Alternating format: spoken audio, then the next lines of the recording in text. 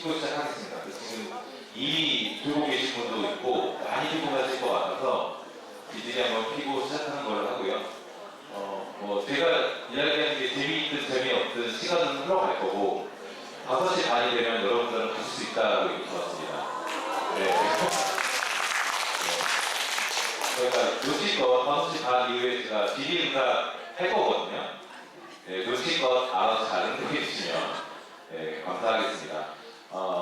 시작하도록 하겠습니다. 2024년 전통시장 매니저 직무 역량 강화 교육 첫날 마지막 시간을 함께할 용광동 상점과 문화관광시장 육성사업단 정복통 단장입니다. 반갑습니다.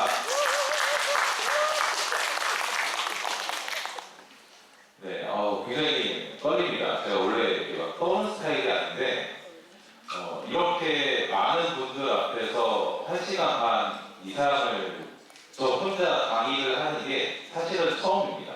그래서 네, 감사합니다. 감사하고 제가 이런 시선인지 몰랐어요. 그냥 같이 같은 층에 앉아서 편하게 이야기를 한다라고 생각했는데 마치 이제 콘서트홀 같은 느낌이라 굉장히 앞에 있는 것도 뻘쭘하고 굉장히 부담스럽기도 하고 마이크까지 이렇게 올려야 되니까 더 부담스럽습니다. 그래서 어떻게 진행이 될까 사실 저도 조금 염려가 되기는 하는데 그래도 다행히 제가 아는 분들이 중간중간에 몇 분이 계셔서 제가 심적으로 조금 흔들린다 싶으면 그분들 눈을 바라볼 예정입니다. 그러니까 저랑 눈이 마주치시면 저 사람 되게 힘들구나 이렇게 생각해 주시면 네, 감사할 것 같습니다. 제가 이제 정복동이라고 말씀을 드렸는데 혹시 제 이름을 들어보셨거나 저에 대해서 조금이라도 아시는 분 있으면 한번 손 들어보시겠어요? 네. 한 4분, 5분 있으신 것 같아요. 당연하다고 생각합니다. 저는 전통시장 관련돼서 지금 일한 지가 한 3년 정도밖에 되지 않았어요. 그래서 다른 우수한 사업 단장님들이나 다른 분들에 비해서는 노출이 좀 많이 안 돼 있는 상황이고요. 상대적으로 상대적으로 저에 대한 정보가 많이 없을 거다라고 저도 생각하고 있습니다. 한 가지만 그럼 더 여쭤보도록 할게요. 지금 이제 우리 유진 매니저 사업 기간이 18개월인 걸로 알고 있는데 작년이나 올해 지금 계시는 시장이 특성화 시장, 그러니까 석고름 시장이라든지 문화관광시장, 디지털 전환 시장 혹은 르네상스 시장 하고 있는 지금 시장의 매니저님 얼마나 계실까요?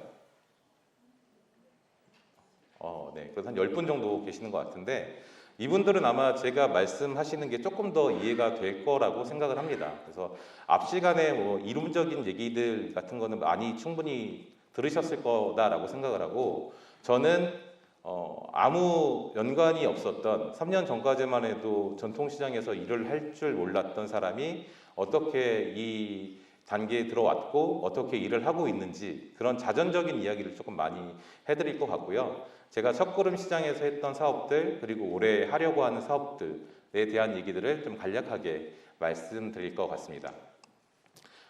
한 해에 특성화 시장이 한 평균적으로 80개 정도가 전국에서 선정이 돼서 사업을 시작을 합니다. 올해 같은 경우는 문화관광형 시장이 한 40개, 그리고 첫걸음이 21개, 디지털이 19개 이렇게 해서 80개 시장이 선정이 됐고요. 그 중에 서울은 17개 시장이 지금 특성화 사업을 진행하고 있습니다. 물론 작년부터 해서 진행했던 사업 시장들도 또 별도로 더 있고요. 그 중에서 문화관광형 시장 사업은 7개 시장이 있고요. 하나의 도약 시장을 제외한 6개 신규 시장에서 지금 진행을 하고 있습니다. 제가 있는 곳은 용광동이라는 곳입니다. 그러니까 저는 제가 서울에서 산 기간이 40년이 넘었는데 사실 용광동이 어딘지를 몰랐어요. 그래서 용광동이 어디지? 라는 생각을 하고 있었고 제가 이제 면접을 준비하면서 여러 번 방문하다 보니 여기가 용광동이었어 라는 곳에 대한 이해를 하게 되었습니다. 마포대교를 지나셔서 왼쪽으로 바로 보시면 돼지갈비가 되게 유명한 골목이 있어요. 옛날부터 회식을 많이 하시고 또 이용도 많이 하셨던 뭐 마포, 랩랜드, 그 뭐 조밥집 이런 그 유명한 식당들이 있는데 그 식당들이 있는 곳이 용광동 상점가이고요. 제가 지금 그곳에서 일을 하고 있습니다. 저도 문화관광형 사업은 처음이라 지금 이제 이번 주에도 사실 굉장히 많이 상인분들과 매니저분들과 굉장히 많은 이야기를 했었고 제 입장에서 이해되고 이해되지 않는 것들이 아직도 좀 많이 있어요. 그래서 여러분들이 혹시 지금 특성화 시장 사업에서 일하고 계신 매니저분들이 있다면 사업단 분들한테 조금 힘을 주시고 지지를 해주셨으면 좋겠다라는 생각을 먼저 드립니다. 굉장히 힘든 일이에요. 여러분들 보시기보다 굉장히 많은 사람들과 관계가 되어 있고 중기부, 소진공, 지자체, 상인회 분들 또 매니저분들까지 해서 각각을 다 이해시키는 사업을 저희가 하다 보니까 굉장히 좀 스트레스 지수가 높은 것도 사실입니다. 그래서 지금 특성화 시장에 계신 우리 매니저분들은 꼭 좀 잘 대해 주셨으면 감사하겠다라는 말씀을 먼저 드립니다. 제 이름은 정복동입니다. 그 어렸을 때 굉장히 이름에 대한 컴플렉스가 많았어요. 제가 나이가 아직 50이 안 됐는데 평균적으로 제 또래에서 갖고 있는 이름은 아니라고 생각을 해요. 훨씬 예쁜 이름, 좋은 이름 많은데 어렸을 때부터 그래서 어머니나 아버지가 길거리에서 부르거나 사람들 많은 곳에서 제 이름을 부르면 항상 저는 고개 숙이고 제가 아닌 척 그렇게 활동을 했습니다.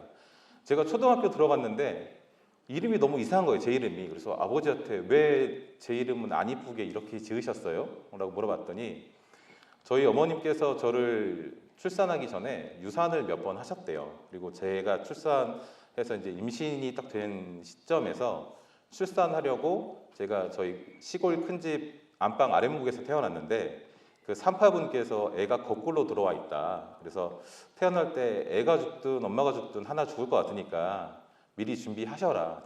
그 상치를 준비를 좀 하셔야 될 것 같다.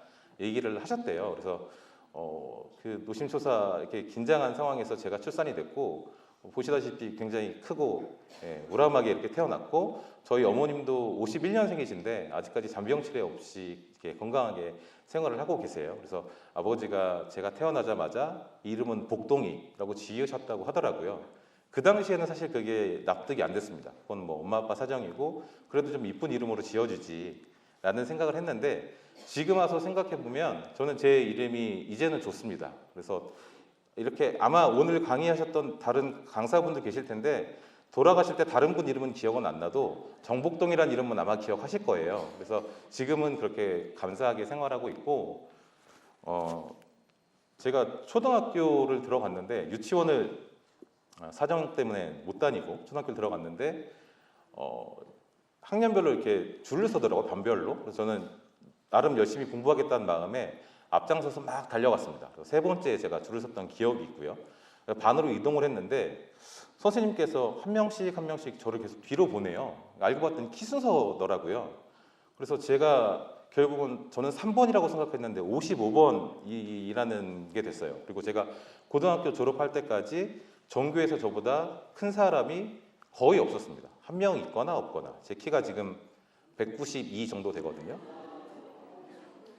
이게 그렇게 놀라시는 네, 그렇습니다. 그래서 초등학교부터 고등학교 때까지 항상 선생님들이 학기 초에 학생들 이름이 기억이 안 나잖아요. 근데 제 이름은 너무 기억이 잘 나고 우리 학교에서 제일 큰 애, 우리 학교에서 제일 덩치 큰 애, 뭐 이런 식으로 계속 불리다 보니까 자연스럽게 학기 초에 뭔가를 떠맡아서 해야 되는 일이 있으면 제가 계속 하고 있는 거예요. 그래서 제 원래 내재되어 있는 성격은 누구 앞에 나서서 뭐 이렇게 사람들을 이끌고 이런 걸 별로 좋아하지 않는데 어렸을 때부터 자연스럽게 그렇게 리더십이 좀 길러진 것 같습니다. 그러니까 아이들도 익숙하니까 뭐 반장, 부반장, 또 고등학교 때는 방송부 이렇게 하면서 대외적으로 활동하는 거, 또 사람들을 이끄는 리더십에 대해서 어렸을 때부터 조금 그렇게 준비가 되어 있지 않았나라는 생각을 하게 되었습니다.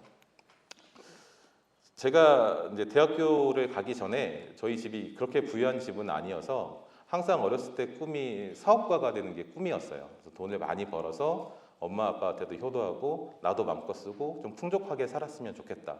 이게 항상 제 꿈이었기 때문에 초등학교 때부터 저는 대학은 무조건 경영학과를 간다라고 정해놨습니다. 학교는 비워놓고, 학교는 제가 어디 갈지 모르기 때문에 비워놓고 경영학과라는 곳에 가겠다라고 마음을 먹었고요. 뭐 학교는 제가 밝히지 않겠지만 경영학과를 들어갔습니다.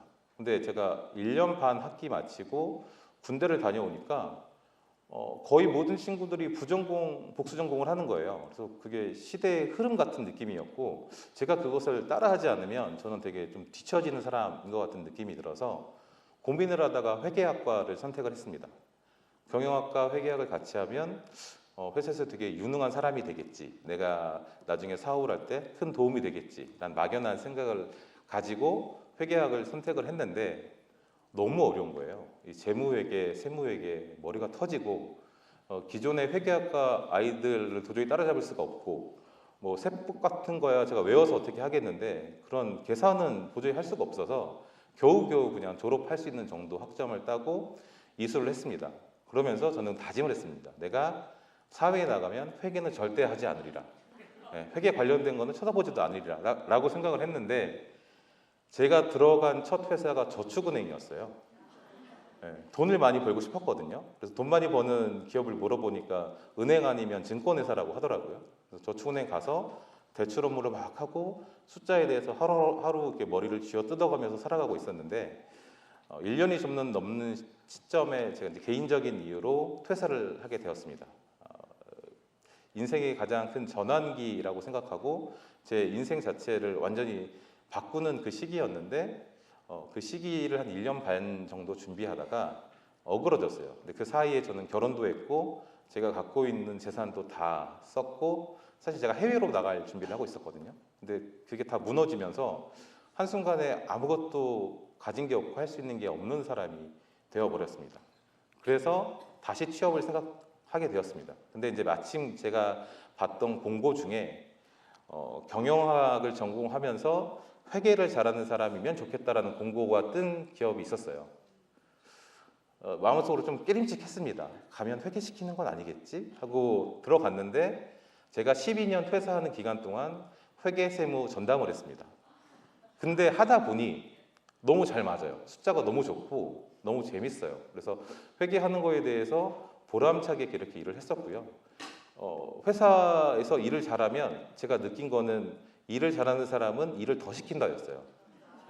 네, 맞죠? 그래서 제가 12년 동안 저는 경영지원팀이라는 타이틀이 버려진 적이 없어요. 항상 회계 업무, 거기다 인사총무 업무는 제 주요 업무고 처음에 들어갔는데 대표님 어디 간다고 그러면 기사도 시키고 가장 저희가 그 거래하고 있는 대형 유통사 담당을 1년 한번 해봐라. 그래서 유통 관리도 해보고요. 제품 만드는 것에 대해서도 한번 해봐라. 또 제품 만드는 것도 했습니다. 1년이 딱 지났을 때 회사에서 물어보더라고요. 너 승진시킬 건데 경영지원팀 할래? 영업팀 할래? 뭐 마케팅팀 할래? 그래서 저한테 선택권을 주시더라고요. 근데 저는 다른 거 하지 않겠다.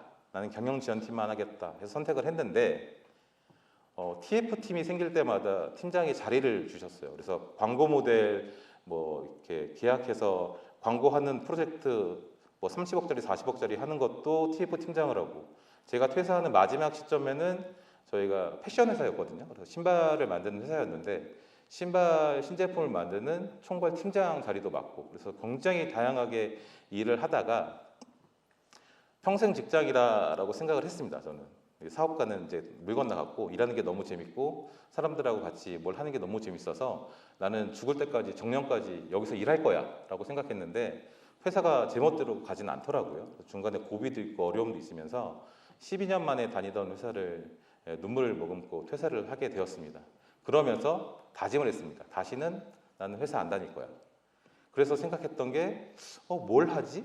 계속 이 고민이 있었습니다. 제가 7월까지 근무를 했고요. 2019년 7월까지 근무를 했고 한 달 동안 정말 재밌게 놀았습니다. 캠핑도 다니고 여행도 다니고 마침 저희 아이들이 이제 방학 기간이잖아요. 그래서 아이들 데리고 계속 뭐 여기저기 돌아다니면서 재밌게 놀고 저를 아주 힘겹게 출산하셨던 저희 어머님께서 평생 소원이 미국에 가보시는 거였어요. 이모님께서 미국에 사시는 게 있어서 꼭 한번 가보고 싶다 해서 8월 달에 미국행 티켓팅을 먼저 했습니다.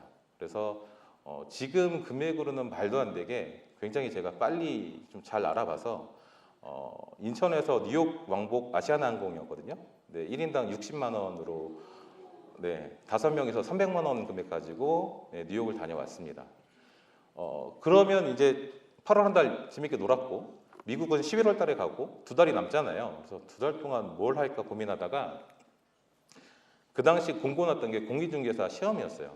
저는 중개사가 될 마음이 하나도 없습니다. 그리고 제가 잘 할 거라 생각도 하지 않습니다. 근데 8월 26일 날 제가 정확하게 원서 접수를 했고요.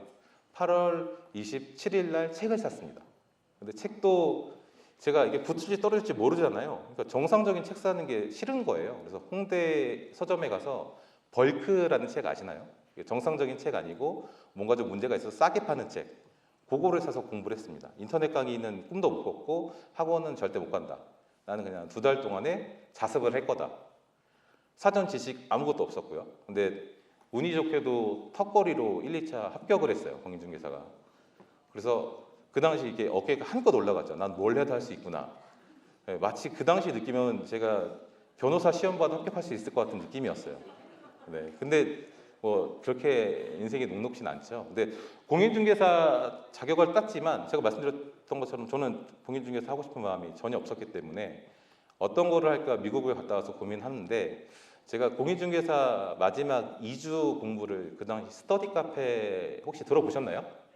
네, 스터디 카페에서 공부를 했어요. 근데 공부도 너무 잘 되고 이게 너무 별천지인 거예요. 낮 시간에는 공무원 시험, 공기업 시험 준비하는 학생들로 바글바글. 또 저녁이 되면 학원을 안 가는 중고생들이 바글바글. 그래서 굉장히 근데 보니까 사장님은 얼굴이 보이지도 않아. 결제는 키오스크로 하고 내가 그냥 알아서 공부하고 이게 다 오토로 돌아가는구나. 굉장히 신세계를 경험한 그런 시간이었습니다. 그래서 미국을 갔다 와서 저거를 내가 차리면 되겠다. 저걸 차리면 조금 편하게 삶을 살 수 있겠다라는 생각을 해서 제가 동작구에 거주하는데 그 당시 동작구에 나와 있던 모든 건물을 다 봤습니다. 한 50개에서 100개는 본 것 같아요. 나름대로 공인중개사 자격증이 있잖아요. 그래서 나는 물건에 대해서 잘 볼 수 있어 라는 이 자부심과 어디서 나온지 모르는 이 자신감을 가지고 2020년 2월에 계약을 해서 2020년 3월에 오픈을 했습니다. 근데 무슨 일이 벌어졌을까요? 네, 코로나가 2020년 3월에 생겼어요. 갑자기 집합금지가 생기면서 뭐 문을 열지 마라 2주 동안 뭐 문을 여는데 12시까지만 해라 문을 여는데 10시까지만 해라 뭐 9시까지만 해라 다시 또 문을 열지 마라 이 기간이 한 2년 정도 있었습니다. 네, 인내의 기간이었습니다. 근데 그래도 감사한 게 정부에서 지원금을 조금씩 뭔가 주셨어요. 그래서 현상 유지만 하자. 그리고 이게 끝나면 나에게 다시 노다지가 펼쳐질 거다라고 생각을 했는데 지금 바뀐 트렌드가 있어요. 지금 그 젊은 분들 공무원 기피하는 거 아시죠? 옛날보다 공무원 공부를 안 해요. 그래서 이 낮 시간에 스터디 카페에서 공부하시는 분들이 일단 없어졌고 그 다음에 이 스터디 카페 그 코로나 기간이 끝나는 기간에 우후죽순 엄청나게 생겼어요. 그래서 저희 주변에 원래 1개, 2개 있었던 데가 5개, 6개가 되고 저희는 이제 시설이 조금 몇 년 지나다 보니까 상대적으로 좀 낙후가 되고 그래서 이거는 황금알을 낳는 거위가 아니라 내 배를 계속 찢고 있구나라는 생각이 들어서 2022년에 이렇게 가서는 안 되겠다 싶어서 새롭게 다른 일을 해야겠다라고 생각을 했습니다. 현재도 스터디 카페는 운영 중에 있습니다. 근데 이유는 딱 한 가지예요. 계약 기간이 남아 있어서 빼지 못하는 상황이에요. 그래서 올 12월이 지금 계약이 마감인데 그 시간이 언제 오나 지금 계속 기다리고 있는 상황입니다. 그래서 혹여라도 무인으로 나 뭐 해보겠다. 예, 안 됩니다. 하시면 안 되고요. 지금은 이제 무인으로 돈 벌 수 있는 시대는 지났다라고 생각을 해요.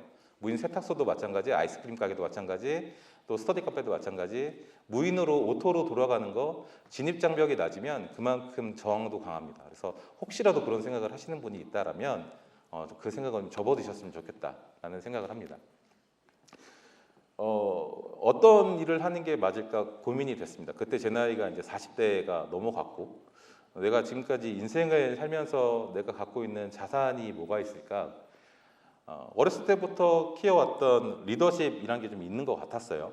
자연스럽게 제 이름과 제 키와 제 덩치 때문에 생겨난 그런 리더십이 있었고, 어쨌거나 제가 싫어했지만 10여 년 동안 회계를 하면서 남들은 잘 못하는 회계를 할 수 있다는 자부심이 좀 있었습니다. 그리고 회사를 다닐 때 워낙 많은 일을 했기 때문에 어떤 일을 해도 유연하게 내가 그걸 받아들일 수 있겠다라는 생각이 하나 들었고요. 무엇보다 자영업자로서의 경험이 있어서 상인분들이 어려워하는 포인트가 어디인지, 또 그분들이 어떤 거를 긁어주면 좀 해결할 수 있을지, 이런 좀 생각을 하게 되었습니다. 그때 마침 제가 이제 동작구에서 산다고 말씀드렸는데, 동작구청에서 공고가 났어요. 르네상스 사업단 팀원 모집. 이름이 멋있잖아요. 르네상스 사업단. 뭔가 좀 큰 일을 하고 있는 것 같고, 근데 거기다가 그 아래 별표로 회계 가능자 우대 써 있는 거예요. 또 그래서 반신반의하죠. 전 전통시장 경험도 없고 40이 넘는 나이인데 내가 가능할까? 근데 또 역시나 마찬가지로 제가 회계를 할 수 있다라는 장점이 부각이 되면서 르네상스 사업단으로 들어갔고요. 지금 동작구에서 오신 분들 혹시 있는지 모르겠는데, 동작상권 르네상스 사업단이라고 해서 이수역에서 사당역 사이에서 일을 했고, 남성사계시장, 사당일동 목자골목, 이수미로 지금 여기서 활동하시는 분들 만약에 계시다면 제가 거기서 2022년도에 일을 했습니다. 근데 들어갔는데 공무원이 3명이고요. 공무원이 아닌 사람이 3명이에요. 그래서 저는 되게 이게 원래 공무원들이 와서 하는 업체인 줄 알았는데 왜 공무원들이 와 있나 봤더니 1년 차에 사업이 좀 많이 이상해져서 어쩔 수 없이 구청에서 직원을 파견을 해서 함께 일을 하고 있었어요. 제가 있는 동안에 총 책임을 지어야 되는 분이 한 4분 바뀌었어요. 저는 3월에서 11월까지 근무했거든요.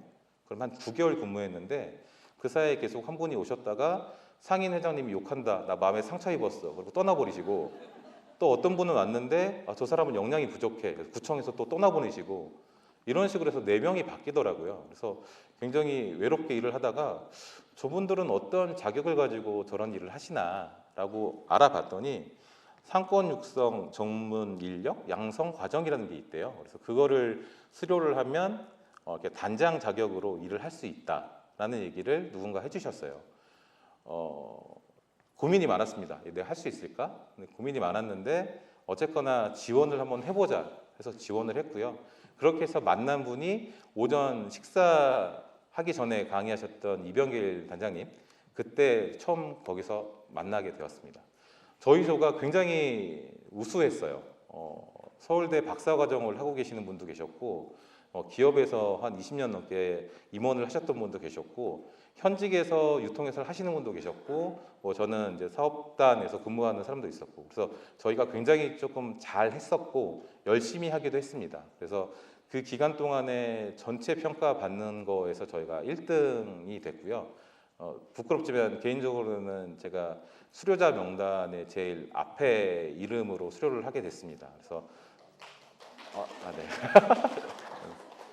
제가 예상하지 못한 지점에서 계속 박수가 나와서 네, 감사합니다. 네.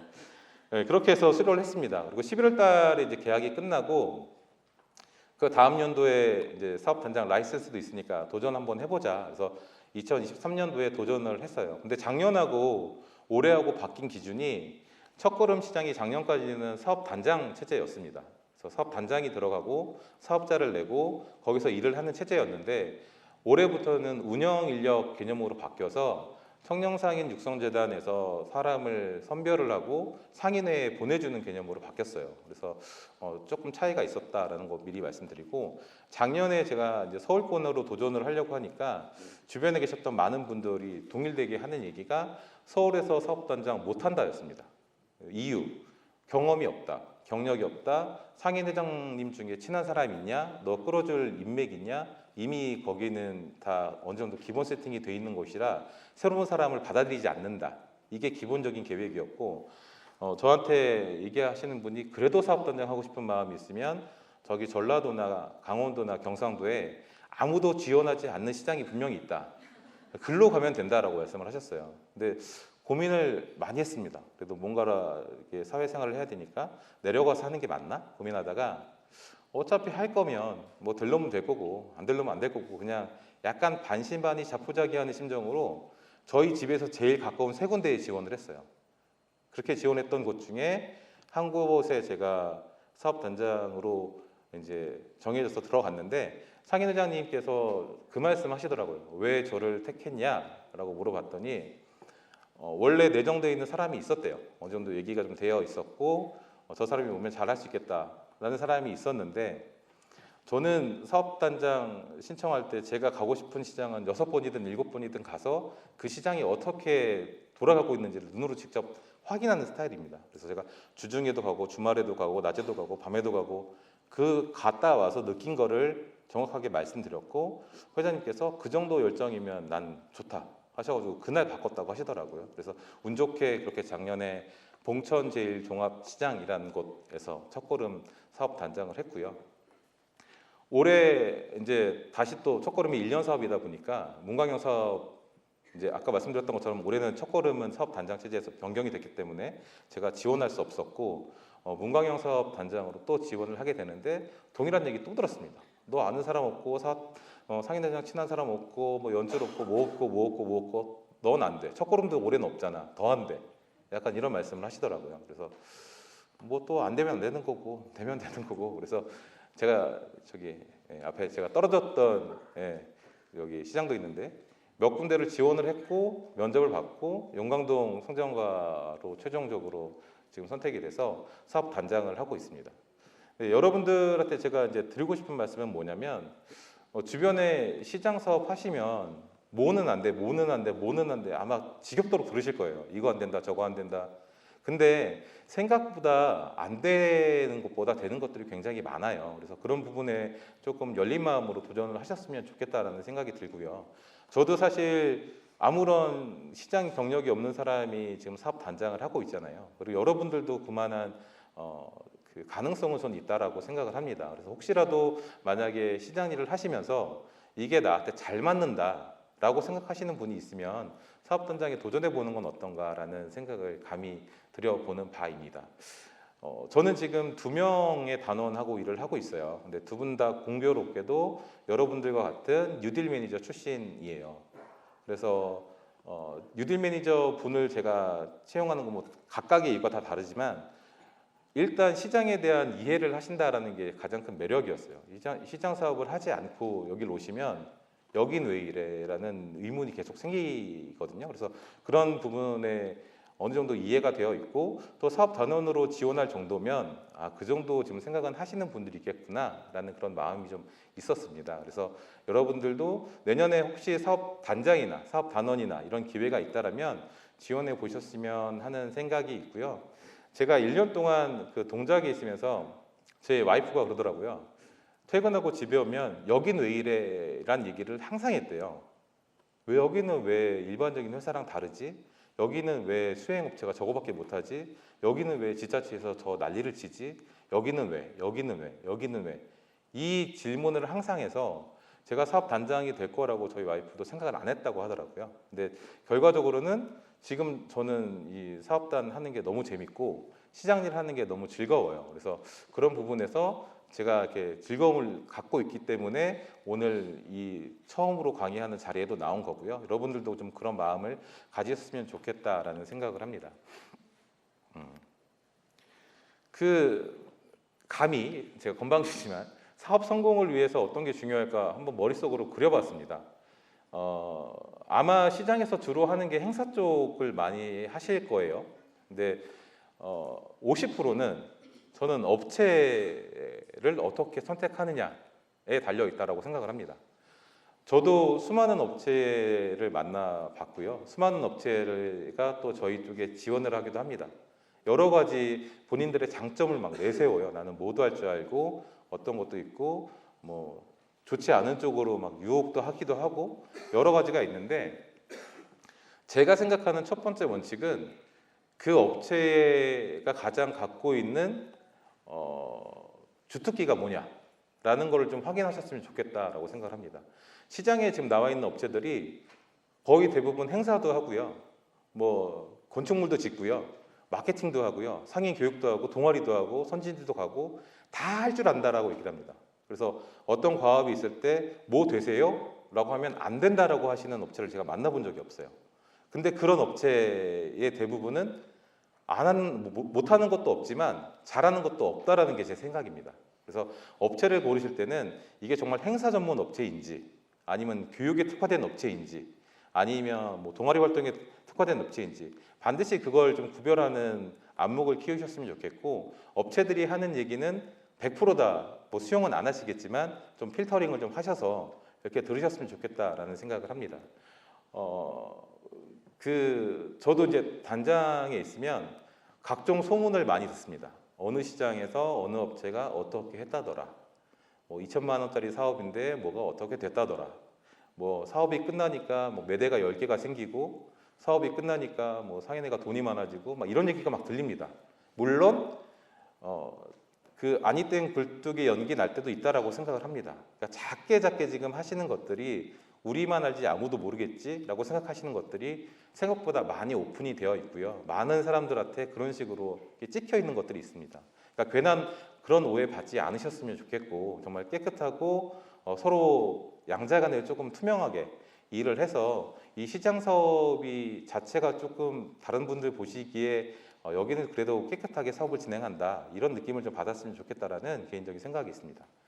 두 번째는 발주처, 사업 단장이나 매니저님들, 상인 회장님들 역량을 좀 강화시킬 필요가 있습니다. 저는 지금도 어디서 뭐 좋은 축제 한다 그러면 찾아갑니다. 뭐 어디서 좋은 컨설팅이 있다고 그러면 또 찾아갑니다.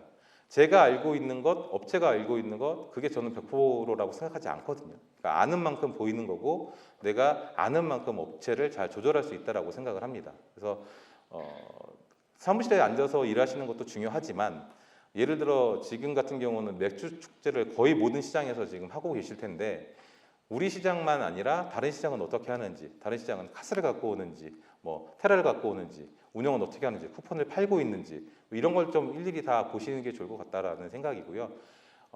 제가 감히 말씀드리지만 모든 시장이 다 다릅니다. 똑같이 운영되는 건 아무것도 없다라고 생각을 하고요.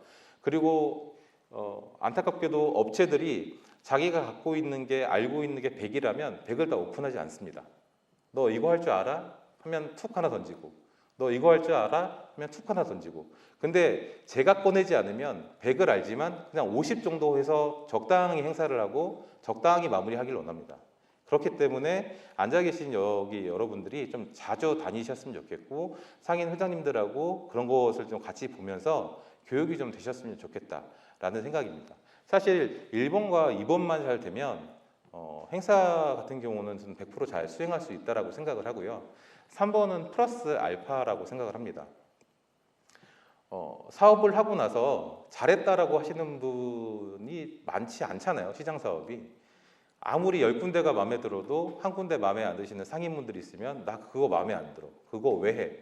이런 반응이 거의 대부분일 거예요. 그래서 그 최후의 한 분을 설득시키는 일도 사업 단장과 우리 매니저님들의 역할이다라고 생각을 해요. 그래서 조금 더 시너지가 날 수 있도록 정말 힘들고 괴로운 시간이지만 다른 상인분들이 좀 들어올 수 있는 그런 여지를 좀 만들어 주셨으면 좋겠다라는 생각을 해봅니다.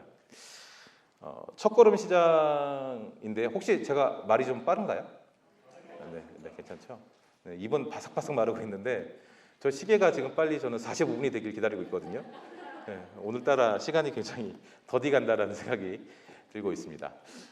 첫걸음 사업은 사실 사업이 할 수 있는 게 정해져 있어요. 그래서 5대 핵심 과제라고 해서 결제 편의, 고객 신뢰, 위생 청결, 안전관리, 상인 조직, 이게 핵심적인 사업입니다.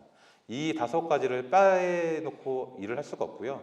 거기 지금 추가적으로 하나가 더 붙는 게 중기부와 소진공에서 하는 동행축제라는 게 있어요. 그 동행축제까지 포함해서 5대 핵심 과제와 동행축제, 이렇게 해서 6가지 지금 카테고리로 사업이 진행이 됩니다. 모든 시장이 비슷하게 일을 하고요. 모든 시장이 비슷한 사업계획서를 제출합니다. 정해져 있는 사업이기 때문에. 저도 마찬가지였고요. 제가 이제 작년에 일을 하면서 제 스스로 결심했던 건 제가 근무했던 시장이 한 50년 정도 된 오래된 시장이고 건물형 시장이라서 바퀴벌레랑 뭐 쥐도 엄청나게 많이 나오고요.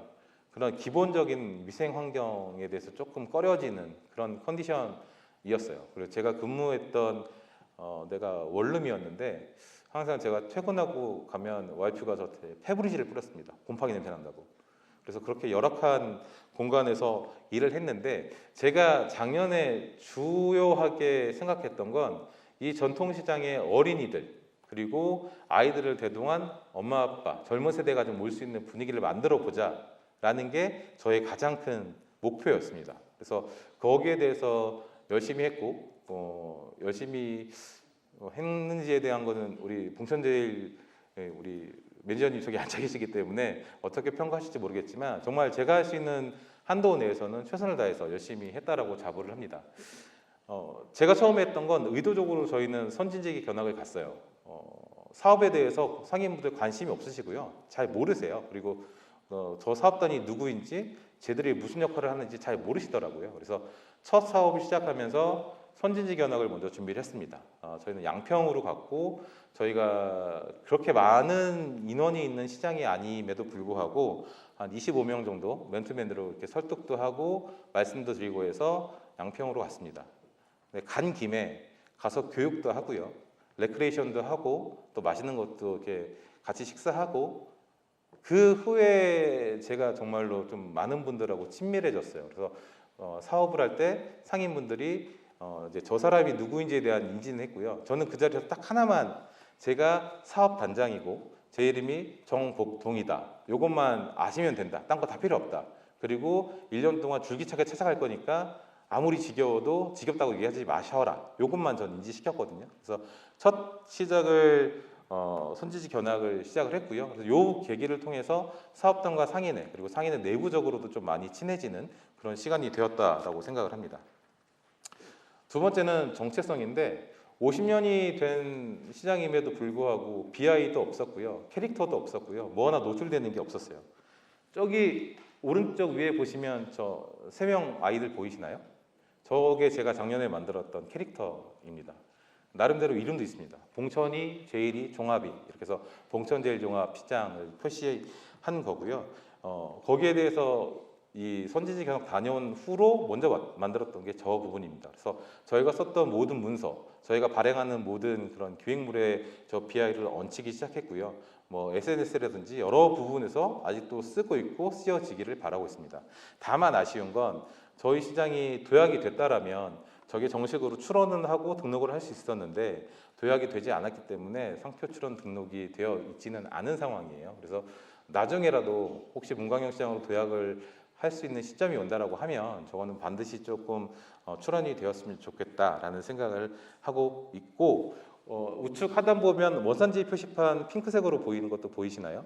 저 위에 색깔에 맞게 그린 색깔, 네이비 색깔, 핑크 색깔 이렇게 원산지 표시판도 저희가 따로 만들었어요. 그래서 봉천제일종합시장은 차별화된 원산지 표시판을 사용한다. 컬러감도 좀 이쁘게 보시는 분들도 좀 세련되고 재밌다라는 느낌을 줄 수 있도록 이렇게 좀 바꿔보는 작업을 하게 되었습니다. 그리고 이제 홍보 쪽인데 지금 서울에서 사업단장 하시는 분들 중에 제가 나이로 치면 두 번째로 젊고요.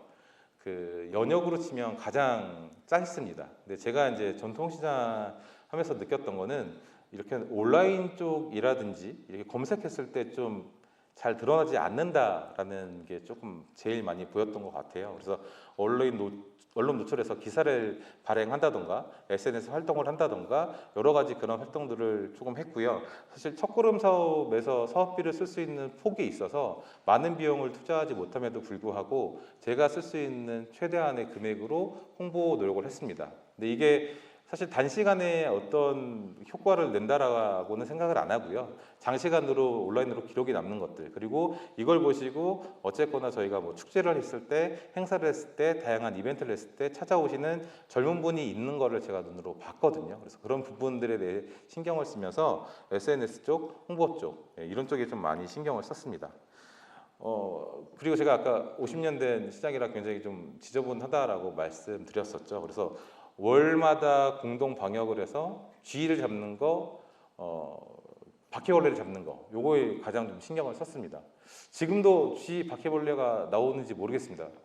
예, 안 나온다고 그러시네요. 그러니까 저희가 정말 이거 열심히 했고요. 옥상에서 바퀴벌레가 그 화단에서 막 기어 나오는 게 있어서 화단을 다 철거를 하고 주변을 완전히 정리하는 작업을 했습니다. 예, 비용이 생각보다 그렇게 많이 들지는 않는데 제가 느끼기에는 상인 회장님께서 가장 만족해 하셨던 부분 중에 하나였던 것 같아요. 그래서 지금은 외관적으로 시장이 뭐 깨끗해졌어요, 아름다워졌어요 라고 말씀은 못 드리지만 그래도 최소한 시장에 돌아다니면서 바퀴벌레와 쥐가 보이지 않는 시장 정도는 되었다라고 자부를 하고요. 저희가 플로깅 같은 경우도 열심히 해서 아이들 대상으로 또 어르신들 대상으로 젊은 사람 대상으로 가족들 대상으로 그렇게 좀 열심히 그렇게 진행을 했습니다. 네, 교육 관련입니다. 교육은 잘 참여 안 하시죠? 그 대부분 생업에 바쁘셔가지고 뭐 한다라고 하면 거의 안 오시더라고요. 근데 이것도 저희가 바지끄댕이 붙들고 제발 좀 부탁드려요 해서 어쨌거나 11분이 수료를 하셨고요. 다양하게 교육을 한다라고 말씀을 드리긴 했는데 조금 더 제가 아쉬운 부분은 분명히 있어요. 양질의 교육을 아무리 제공을 해도 이렇게 오시는 분들이 많지 않기 때문에 그런 부분에 대해서는 앞으로도 어떻게 하는 게 좋을지에 대한 고민은 서로 좀 하는 게 좋을 것 같고요.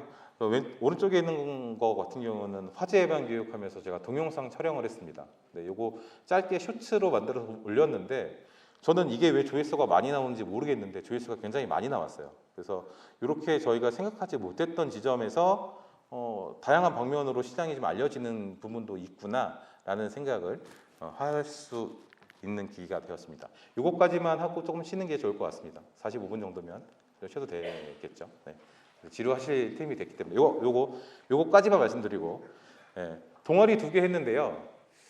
동아리 2개 굉장히 어렵습니다. 그 탁구는 월요일 날 아침에 8시에 하자고 하시고 댄스는 화요일 날 저녁 8시에 하자고 하시고 근데 전제 조건 단장님 안 오시면 안 해요. 이게 전제 조건이었습니다. 그래서 저는 강제적으로 월요일 아침마다 8시 전에 가서 탁구를 2시간씩 쳤고요. 화요일 저녁마다 8시에 가서 댄스를 1시간씩 했습니다. 댄스는 그냥 추는 걸로 끝나는 게 아니고요. 이거 동영상 릴스를 만들었어요. 그래서 혹시 봉천제일종합시장 검색해 보신 분이 있을지는 모르겠지만 거기 검색해서 릴스 보시면 제가 춤추는 모습도 볼 수 있습니다. 그래서 제가 이거 했던 거는 딱 한 가지예요. 이거 하면서 탁구 동아리, 댄스 동아리 하셨던 분들은 100%제 편이 되셨어요. 그러니까 제가 어떤 사업을 하든 어떤 이야기를 하든 다 믿어주시고 제가 힘들면 위로해 주시고 제가 집 나가면 커피 주시고 밥 먹고 가 얘기하시고 아직도 제가 감사하게 생각하는 건 지지난주에 제가 봉천제일종합시장 행사가 있어서 다녀왔는데 그때까지도 다독여 주시고 커피 내주시고 웃으면서 반겨주시더라고요. 그래서 이게 굉장히 할 때는 힘들고 어려웠는데 하고 나니 가장 크게 와닿는 사업 중에 하나가 아니었나라는 생각을 합니다. 그래서 상인분들하고 좀 친해지고 싶으신 분이 있다라면 이런 것들도 좀 한번 활용해 보시는 건 어떨까라는 생각을 해보게 되었습니다. 45분이니까 한 10분, 15분 쉬고 나머지 이야기 하도록 하겠습니다. 네. 기지개 한번 다시 한번 피고할까요? 30분 딱 이제 하면 끝나니까. 네.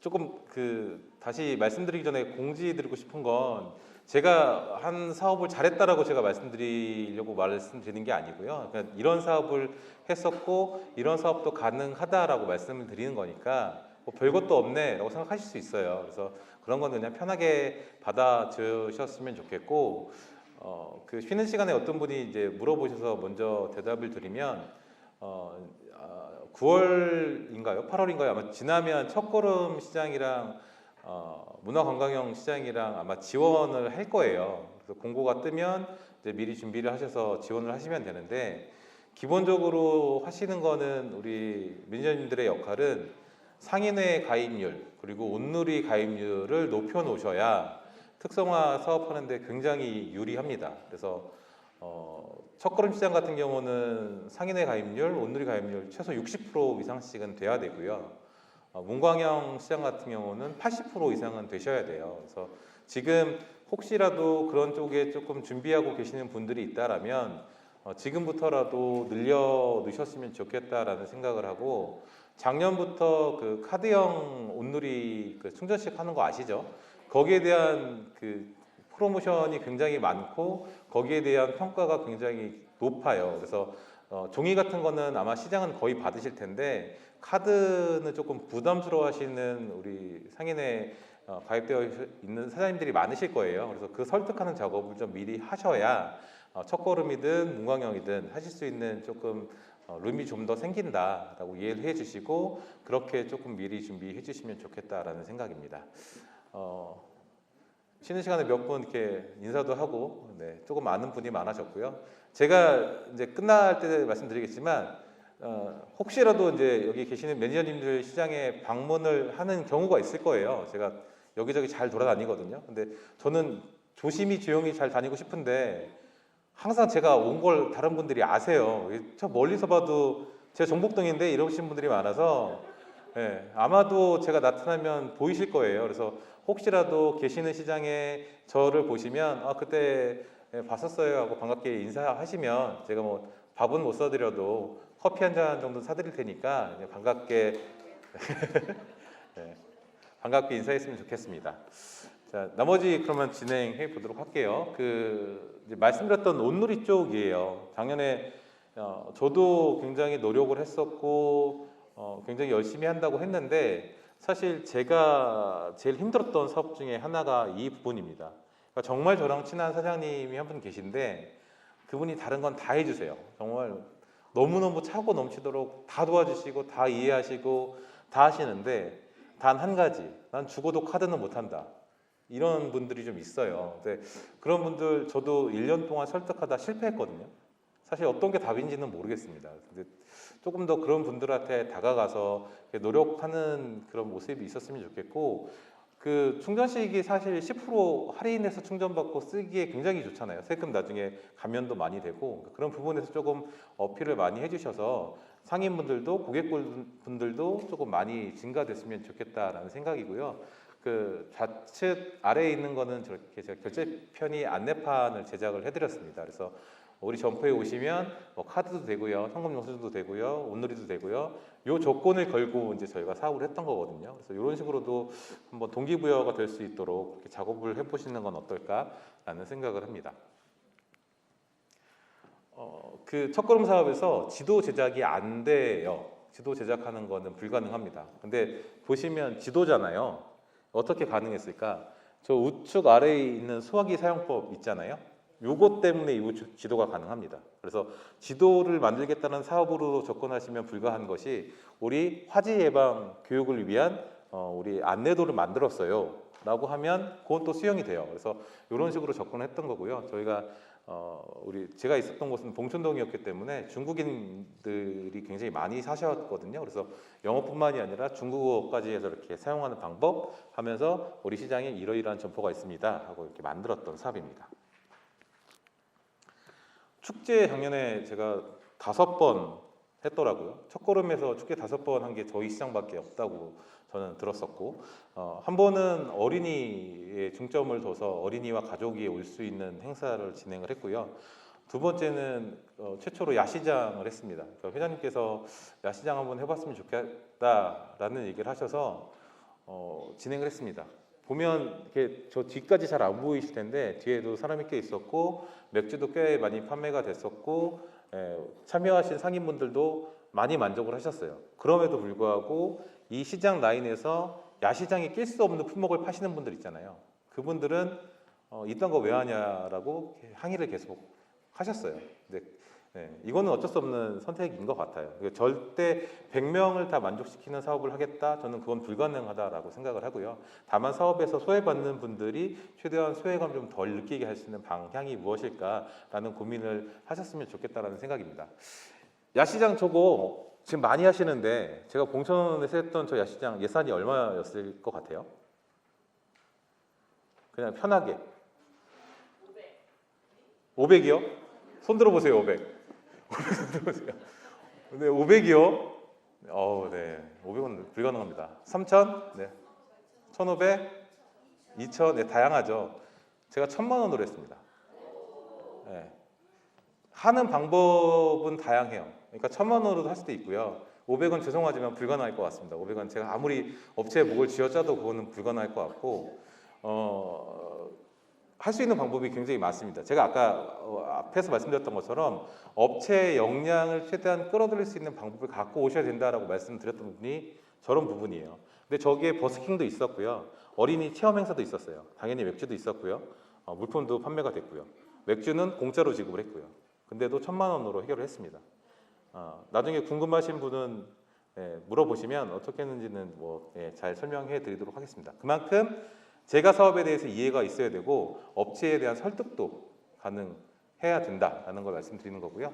세 번째는 어린이날 때 저렇게 행사했던 거. 근데 저거는 저희가 봉천제일종합시장은 이런 행사할 수 있는 공간이 별로 없었는데 다행히 전날 우리 부회장님이 딸이 결혼하는 날이어서 식당을 빌려주셨어요. 그래서 식당 안에서 저렇게 운영을 했었고요.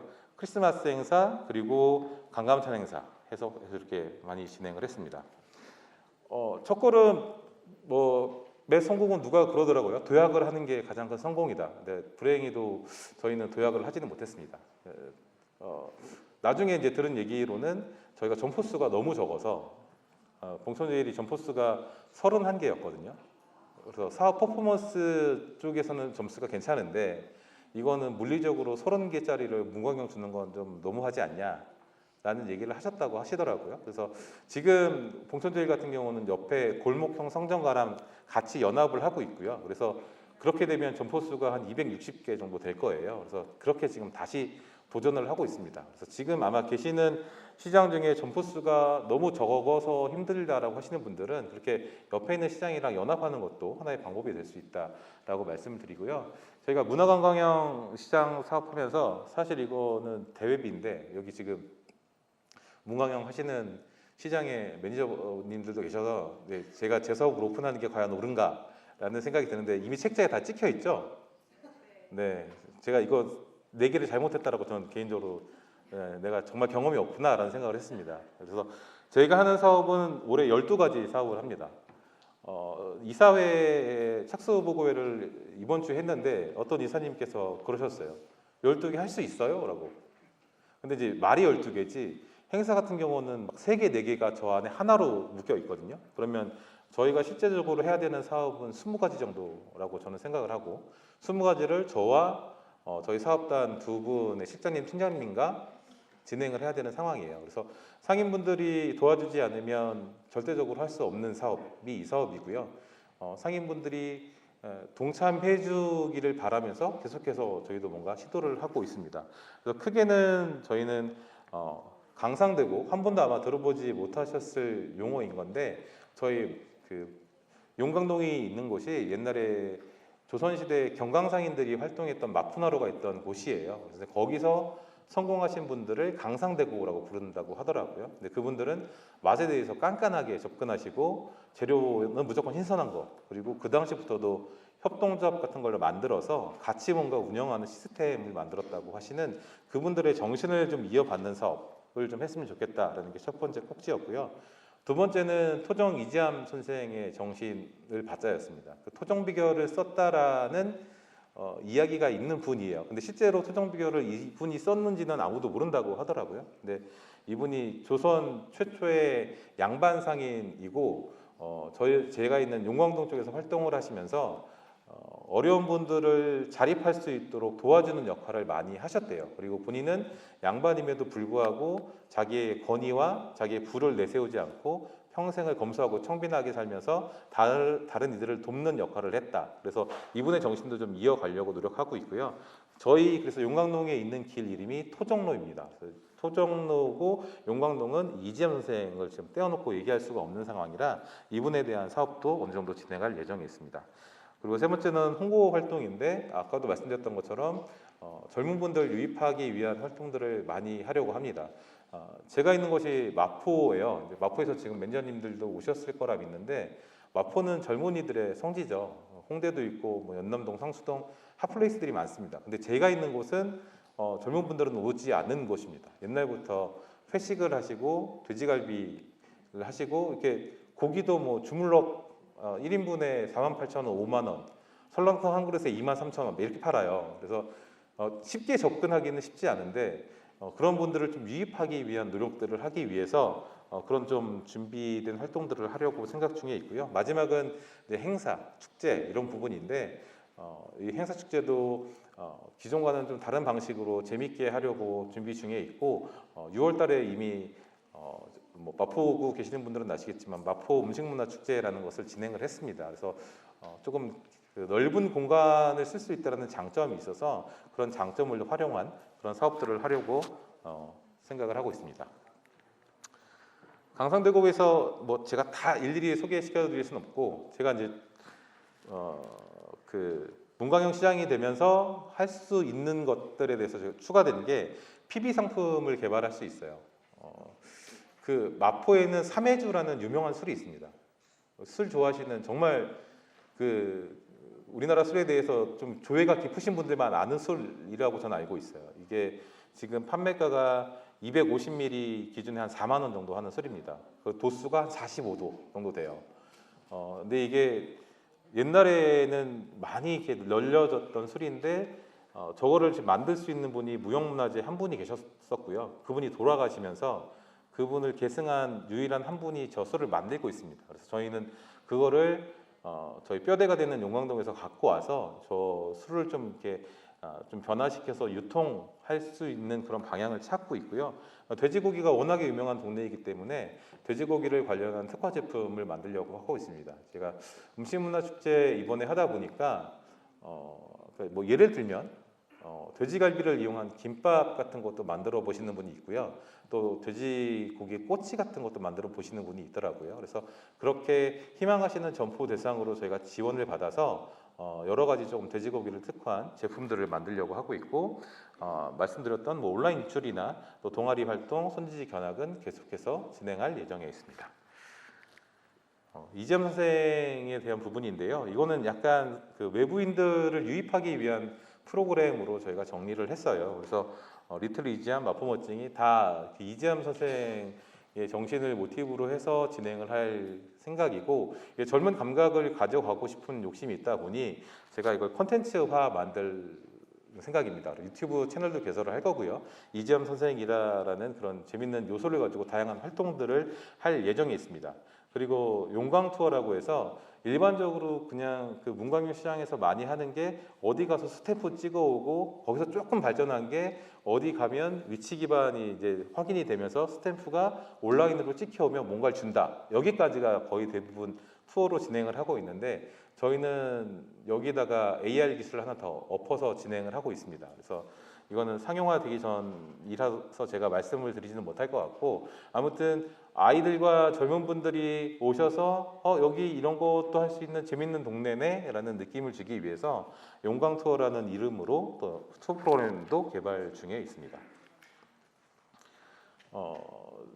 저희도 저희 용광동 성정가는 막개비길이라는 네이밍이 있어요. 근데 구청장님께서 아마 길 이름은 좀 변화하실 것 같고 용광동 성정가 상인회만의 BI는 현재 없는 상황이라서 저희가 그런 거를 좀 개발할 생각입니다. 그래서 지금 보이는 거는 제가 작년에 봉천에서 했었던 그런 모습들이고 이런 식으로 뭔가 새로운 캐릭터도 새로운 로고도 좀 개발을 할 예정에 있고요. 마찬가지로 용광동 성정가만의 좀 차별화된 원산지 표시판 또 만들어서 저희만의 약간 스페셜한 그런 느낌을 내주기 위해 노력을 할 생각입니다. 그리고 문광영 시장이 되면 첫걸음에서는 사실 기반 시설 사업을 할 수가 없어요. 뭔가를 세운다거나 뭔가 이렇게 뭔가를 만든다거나 이런 걸 할 수가 없는데 보통 문광영 시장 되면 많이들 하시는 게 시장에 게이트를 많이 만드세요. 그래서 뭐 시장 입구 가면 뭐 어떤 시장, 어떤 시장에 오신 걸 환영합니다.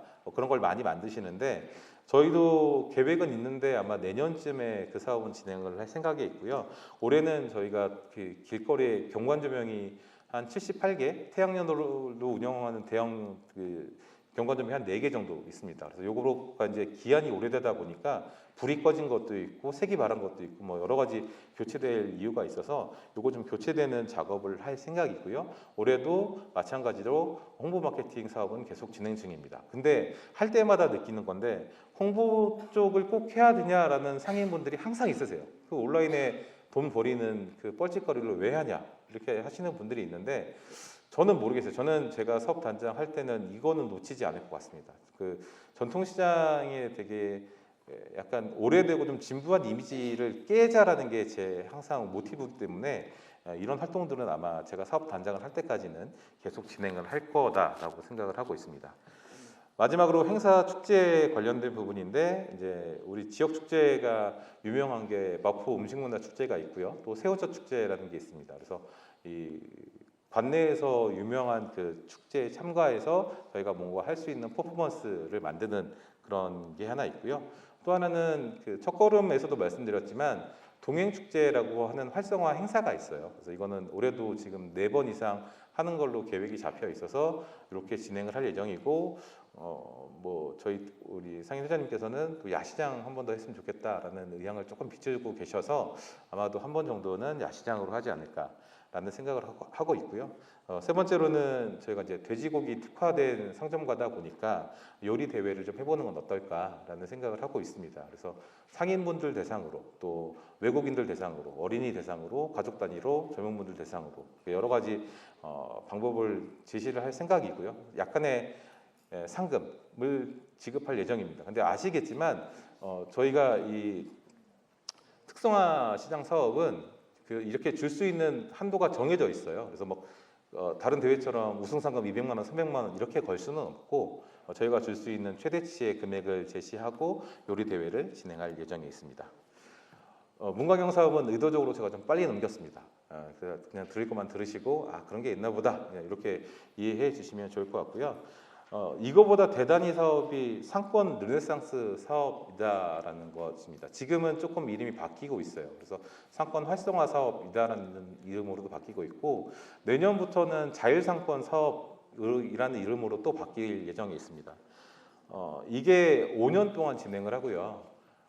상권별로 한 60억에서 100억 정도, 120억까지 예산이 가능한 상황에 있습니다. 현재 33개가 진행되고 있는데 굉장히 어려운 사업입니다. 이게 그냥 산술적으로 100억이라고 생각을 하고 5년으로 나누면 1년에 쓸 수 있는 금액이 20억이잖아요. 그러면 이 20억이 지자체는 지자체 거라 생각하고요. 상인회는 상인회 거라고 생각합니다. 그래서 이거를 서로 할 때 항상 좀 마찰이 생기는 편이에요. 게다가 이 르네상스 사업은 한 개의 시장이나 한 개의 상권으로 주지 않습니다. 그러니까 동작 같은 경우도 그 상권 르네상스 사업이 남성 사기 시장이 들어가 있고요. 그 옆에 이스미루가 들어가 있고 그 옆에 머물고 싶은 거리가 들어가 있고 그 옆에 사당일동 먹자골목이 들어가 있습니다. 그러면 4개의 큰 상권이 모아져서 이 사업을 하잖아요. 그러면 기본적으로 생각하는 게 있어요. 4개면 나누기 5는 해가지고 5억씩은 그럼 우리 거네. 이런 단순하게 계산하시는 것들이 있고 또 지자체 입장에서는 20억을 써가면서 사업을 하는데 티가 팍팍 나는 사업을 하고 싶으니까 이게 세칙에 조금 위배될 수 있는 소지의 것들도 살짝 좀 욕심내시는 것도 있고 그래서 모르겠습니다. 제가 아는 한도 내에서는 정말 상권 르네상스 사업이 너무 잘 진행된다라고 생각되는 게 사실 많지 않고요. 서울에서도 지금 딱 2군데만 진행을 하고 있습니다. 동작에서 진행을 하고 있고 관악에서 진행을 하고 있고 근데 굉장히 어려운 사업이고 어려운 일을 하는 조직에 있습니다. 그리고 이 사업을 하는 동안엔 다른 특성화 사업에 대한 지원이 불가능해요. 그래서 남성사기 시장이나 뭐 사당일동 목자골목이나 이런 곳은 이 사업이 끝날 때까지 문광영 사업이나 첫걸음 사업을 할 수가 없어요. 그래서 오히려 조금 편하게 할 수 있는 사업이 있음에도 불구하고 예산이 크기 때문에 잘 적용이 되지 않는 부분이 있다라고 이해를 해주시면 좋을 것 같고 요게 이제 문제가 되다 보니까 자율상권이라고 해서 지자체 중심으로 움직이는 사업을 또 지금 만들고 있습니다. 그래서 거기에 대한 거는 뭐 3년에 30억이라는 얘기도 있고 뭐 3년에 50억이라는 얘기도 있고 좀 다양하게 얘기들이 있는데 아마 내년부터는 그렇게 자율상권으로 움직이시는 상권들이 몇 개 있을 거예요. 그래서 지금은 전국에 함양 한들인가 이렇게 하나만 지금 운영을 하고 있는데 내년에 접수를 받아서 자율상권으로 아마 운영을 하는 걸로 알고 있습니다. 그래서 그 부분에 대해서 혹시 소진공 홈페이지 들어가 보신 분은 알겠지만 요거 전문 인력을 구하는 공고가 지금 올라가 있습니다.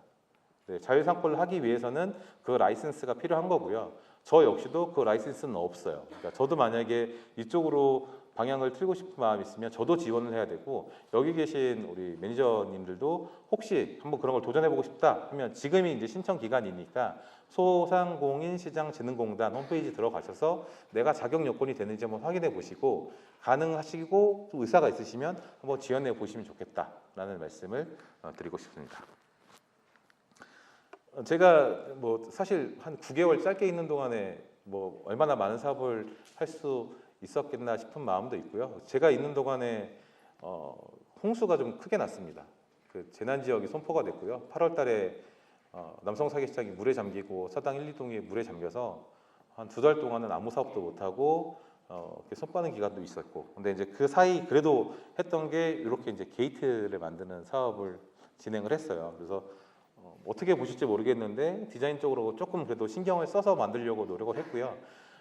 그런 아쉬움은 있습니다. 제가 지금 가서 하면 더 잘할 수 있을 것 같아요. 지금 가서 가면 행정을 더 이해할 수 있고 지자체의 마음을 이해할 수 있고 상인분들의 마음을 이해할 수 있을 것 같은데, 저도 아무것도 모르는 시점에 들어가서 갑자기 시설물을 만들려고 하니 여러 가지 기술적으로 좀 부족한 부분이 분명히 있다라고 자인을 합니다. 그래서 그럼에도 불구하고 이렇게 했었고, 이것도 좀 금액이 적지 않은 금액이 투입됐던 그런 사업이다라고 말씀드릴 수 있을 것 같고요. 상권 르네상스는 예산이 좀 높다 보니까 축제 하나 할 때 최소 5천만 원 이상씩을 써요. 그러니까 연예인들을 부르기가 조금 쉽습니다. 그래서 이때 제가 했을 때는 이게 5천만 원짜리 사업이었는데 감사 페스티벌 하면서 뭐 노라조라는 그 가수도 초빙해서 공연을 했고요. 여러 가지 그런 재밌는 퍼포먼스를 가미해서 행사도 진행을 했습니다. 좀 할 수 있는 범위가 많다 보니 분명히 재미는 있는데 그 재미까지 가는 기간이 굉장히 길고 험난하다, 이렇게 이해해 주시면 좋을 것 같고, 공유 스튜디오 남성 사계시장이나 이수미로에 계신 분들은 아시겠지만 지금 만들어서 활용하고 있습니다. 그래서 저기서 이제 촬영도 하고 편집도 하고 뭐 상인분들 필요한 라이브 커머스도 하고 그런 용도로 사용하고 있고요. 뭐 저희가 있을 때 했던 주요 사업은 이 정도인 것 같습니다. 그 첫걸음 사업, 문광형 사업, 르네상스 사업, 이렇게 이제 크게 세 가지 특성화 사업이 있다라고 말씀드렸는데, 가장 중요한 건 제가 느끼기에는 그 사업단이 됐든 매니저가 됐든 상인회랑 얼마나 잘 하모니를 이루느냐가 사실 성패를 가른다라고 생각을 해요. 아직도 조금 많은 분들이 이 사업의 모든 권한과 책임과 능력은 상인회가 다 갖고 있는 거야 라는 생각을 하시는 분들이 많아요. 틀린 말은 아닌데 그게 반드시 옳은 말도 아닙니다. 그 사업단이 투입이 되고 운영 인력이 투입이 된다라는 것은 전문성을 가지는 분들한테 더 전문적으로 일을 하려고 만들어 주신 거고요. 그 전문적인 분들이 별도의 사업자를 내서 운영을 하는 기관이 사업단입니다. 그래서 그런 부분에 대해서 서로 좀 협조가 될 수 있도록 서로 존중하고 노력하는 분위기는 반드시 필요하다라고 생각을 하고요. 그 중간에서 역할을 하실 수 있는 분들이 저는 매니저님들이라고 생각을 해요. 저희가 회장님하고 얘기했을 때 어려운 부분들을 매니저님들은 오히려 쉽게 푸는 경우가 굉장히 많더라고요. 그래서 그런 부분에 대해서 조금 중간적인 역할을 했으면 좋겠다라는 생각을 하고요.